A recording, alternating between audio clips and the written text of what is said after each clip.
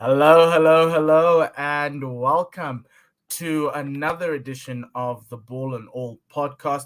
This is your weekly basketball podcast that takes you through all the things that are happening in the basketball world. Just to let you know that AfroBasket is currently happening, and we're into the semi-final round. We've got a finals weekend essentially awaiting us ahead of us. So do check that out if you can. It's really tough to get a stream going, but some of the results are pretty amazing to see.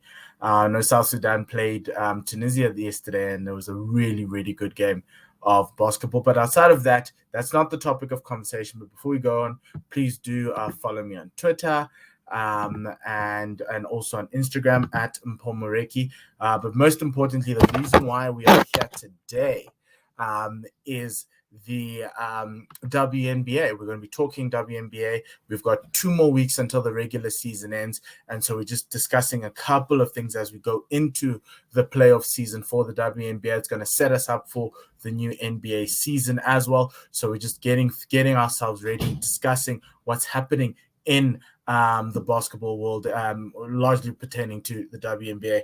So this week was quite interesting and quite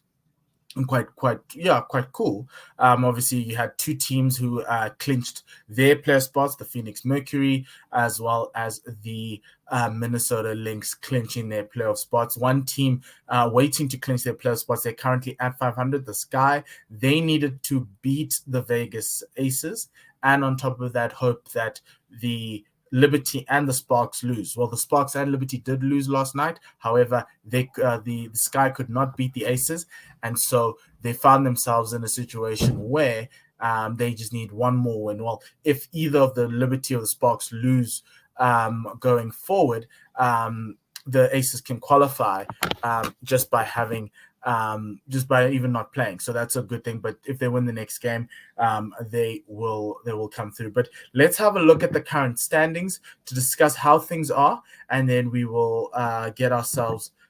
We will be discussing the permutations as we go into the playoffs and what we saw. There was a really great game on Sunday between the Sky and the Storm, where the Chicago Sky with Candace Parker just did an incredible job. She scored, I think it was 24 points. She was 11 off 17. Really, really great performance. But we'll talk about some of those performances. But if you look at the log at the top, the 1 and 2 spots are pretty much set for the semifinals, which is the Connecticut Sun and the Las Vegas Aces. You know, in the WNBA playoffs, number 1 and 2 only play in round 3 of the playoffs, which is the semifinals. They await the teams that make it through rounds 1 and 2 of the playoffs. I think the Seattle Storm still have a bit of a chance. The only problem is they've got 3 games left, and so they can catch the Aces because they're 1 game behind the Aces. But the only problem is I think the Aces have, if you look there, and then you get to 32, so the Aces have 5 more games left, whereas the Storm only have 3 games left. So to overturn a 1-game deficit will require the Aces to start going on a bit of a losing streak to get them through. But the Connecticut Sun pushing away. They've won 9 games in a row. They've won 7 games since the Olympic return in August. They were essentially the team. They've got Coach of the Month for August, as well as Jonquel Jones won East Player of the Month. She averaged 18.7 points per game and 11 points per game. So Jonquel Jones really doing a good job there with the Connecticut Sun. They are the favorites. Not like they look. It would be a very interesting NBA Finals with them and the Aces, and they've been the informed team throughout. They've been very consistent and really good defensively as well. There's just such a strong team. Are the Sun, the Storm, the Lynx, and the Mercury, as you see, they've also clinched playoff spots. They'll be waiting for essentially they'll be fighting it out for 3 and 4, and that's still up for grabs. 3 and 4 wait for the second round of the playoffs. So they wait for the winners of round 1, and they play the winners of round 1 of the playoffs. So they'll be jockeying for those positions. Those 3 teams are going to be fighting for 2 positions there. It's going to go down to the wire, and we'll talk about the permutations around that. And if you look at 6 is standing on its own at 500, that's the Chicago Sky. They effectively are a top seed in round 1, which is kind of like a play-in, but we'll explain that later. And then you've got Dallas, Washington, New York fighting for essentially two spots there because only the top 8 go to the playoffs. The Sparks this week, losing to Indiana, losing to the Sun, really hurt their chances of making it further into the playoffs. I will make it into the playoffs because now they are 1.5 games behind, 1 game behind number 8, and I think the Sparks have about 4 more games left. So that's going to be very hard for them to overturn and book their spot in. The Liberty also hurt themselves this week. They are just on this losing streak of 6 games. It's not going to help them at all. And the Washington Mystics are just finding their feet with Elena Delle Donne and Tina Charles as well. They're just trying to make their way into that 8th seed. They're a very tough out as an 8th seed, but that's going to be quite interesting because obviously those rounds of the playoffs are single elimination. The other player of the month is Sylvia Fowles of the Minnesota Lynx. She did an incredible job with the Lynx. She scored 19.2 points per game, 10.6 rebounds. A couple of games that I watched this week. I watched the Aces versus the Sky last night. The Aces were just really good. They just have talent across the floor for the Sky. Candace Parker scored 30 points, but it wasn't enough for her, for her team, who lost by 6 points in that game. And you had Raquina Williams, Aja Wilson, and also Kelsey Plum bringing it through for the Aces. Chelsea Gray, a really great signing for them in the offseason. She came as a free agent. Amazing point guard, one of the best in the league, really handling the show there and putting the Aces in the pound seats. I spoke about the Sky beating the Storm earlier. It was just an interesting game. The Storm are finding themselves in a situation where it's a little bit tough for them to get themselves back going since the Olympic period. They've been losing quite a few games, but they went on a 3-game losing streak, and now they're back. They did beat the New York Liberty yesterday. Brianna Stewart putting down 33 points in that game. Very good to see the Storm back. It's just offensively, the Storm really struggled in that period, and hopefully for them and their fans that they're over that hump. So that's going to be quite interesting to see for a team that has Sue Bird, Brianna Storm. They have some really good role players as well in that side. So it was quite disappointing to see that the Storm was struggling, but now since they're over, I think this will turn their season, well, help them get to the playoffs in a much better way, building momentum and building it up. And let's look at the remaining fixtures, and I'll explain to you how I've done this. So for instance, what I've done is I've got the remaining fixtures, and to a certain extent, if you are playing a team that is below you in the standings, it's a green, which means you have a high probability of winning. If you're playing a team that's above you, it's a red, which means there's a chance of you losing that game. So if you look at the teams at the top, it's largely green. There's not a lot of red, so there's not a lot of games against each other, and so they should be okay to go through. Yes, some teams might start resting teams towards the end, but I'm looking at the Storm, the Lynx, and the Mercury. They will be wanting to get through. And if you look at how the Mercury finished with Connecticut, Seattle, and Las Vegas, that's going to be quite tough for them. But they can build some momentum with the games against Indiana and Atlanta. Atlanta right now, starting the season well, are now bottom of the table, looking to probably even get the first pick in the draft at 12. They've lost 11 in a row. It's just it looks Tanker-Palooza type of vibes, but not so much. They're just in a world of hurt. To a certain extent, if you look at how the Sky have a mixed bag of games, but they are safe. They can't fight for any positions above them in terms of the 3 and 4, but they can try and they are just safe. They're probably the safest team outside of Connecticut in the playoff run right now.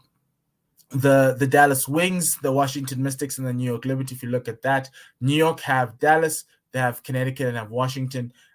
They need to beat Dallas and they need to beat Washington to give themselves a chance of making it into the playoffs. And they need to hope that when they meet Connecticut's resting their stars and giving some of the role players games so that they can try and win. Because if they win 3 in a row, gives them every chance of coming through. Their biggest disadvantage, they've only got 3 games left, whereas the Mystics and the Wings have 5 and 6 games left, even though they've got some games with some teams above them, some teams who've qualified and made it for the playoffs. the Mystics look a very good team. They're just coming through, just moving through slowly. They're not championship material as of yet, like the 2019 champions they were, but they're getting there somehow. They're just trying to. They're going to be very tough. Playoffs, firstly, round one being a single elimination of the playoffs, it's going to be quite interesting to see how they come up against either what you would call probably the Mercury or the Sky.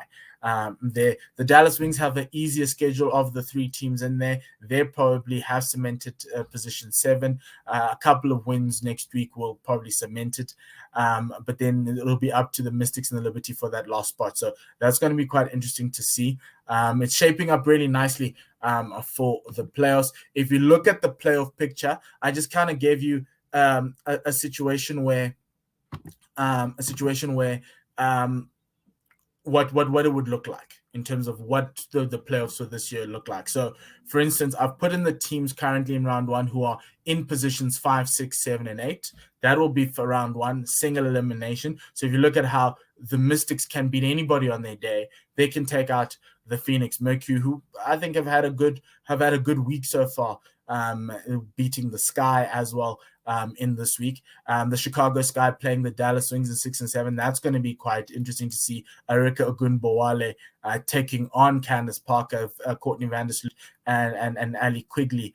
They have a really good team, a young team in Dallas, and they haven't made the playoffs in a while, so they'll be relishing this moment in the spotlight. The winners of those two are reseeded again with a lower ranked team playing the Storm and the higher ranked team playing the Lynx. It can change as the 2 weeks go by, but that's what it would be. And then that's also single elimination. So you could have a 7 like last year, a number 7 team playing a number 1 team in there.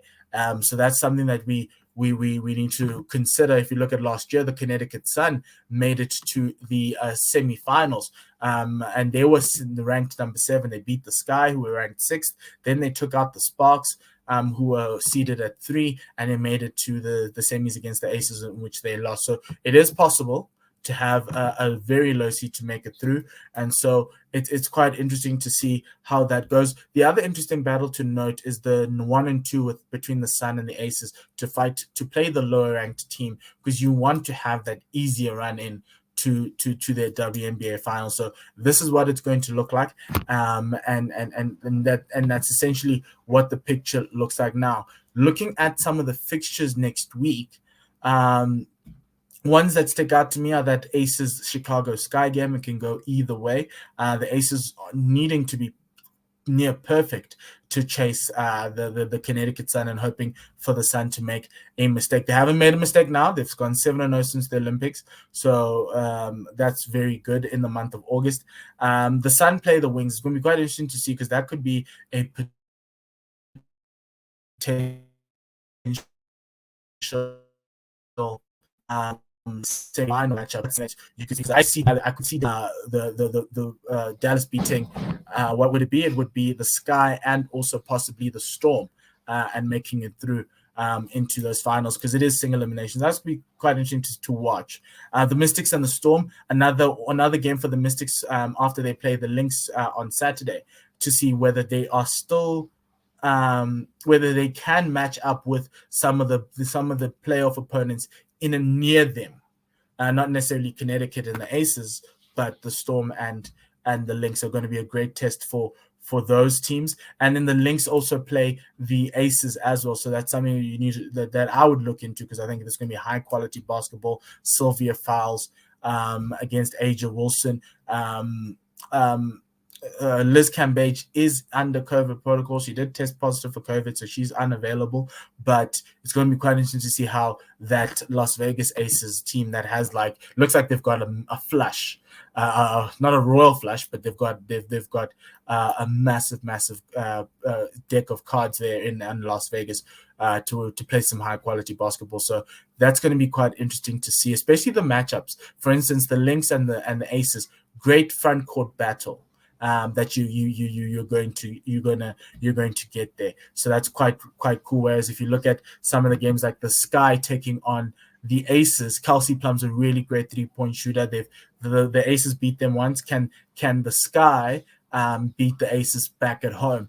And using a backcourt battle, because that's what the Aces have. They just have a really good, they're strong on either sides of the court. And I think for me, they're a good team to back.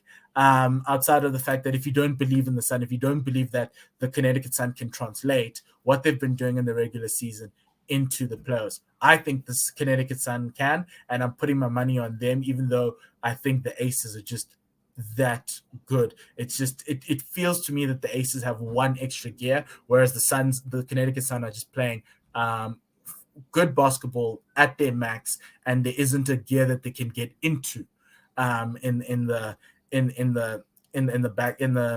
playoffs. But the Sun do have the best front court in the game. Brianna Jones, John Cole Jones, and Diawana Bonner are just class, and you can dominate teams by just dominating the rim, protecting it, and just putting teams, just backing them into that corner. So that's something that's going to be quite cool. So yeah, do check out the WNBA this week. Have a good weekend ahead. Have a great week of basketball, and remember to follow me on Instagram, YouTube, Twitter, everything else. If you want to contact me, you can contact me through those channels. Thank you very much, and enjoy the weekend of basketball. And for myself, Mpho Mutlani, le sale kakagiso.